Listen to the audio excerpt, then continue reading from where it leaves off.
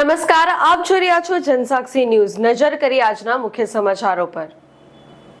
વાલિયાના વાગલખોડ ગામની પ્રાથમિક શાળા ખાતે બાળ મેળાનું આયોજન કરવામાં આવ્યું હતું। તે માટે સૌપ્રથમ બાળ મેળા સમિતિની રચના કરવામાં આવી હતી।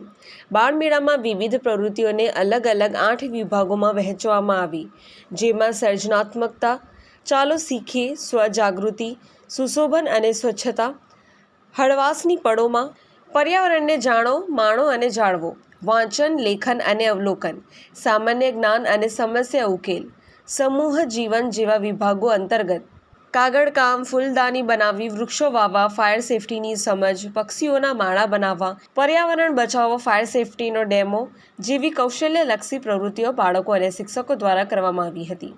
આ બાળ મેળાનું આયોજન શાળાના આચાર્ય કાલિદાસ રોહિતના માર્ગદર્શન હેઠળ કરવામાં આવ્યું હતું।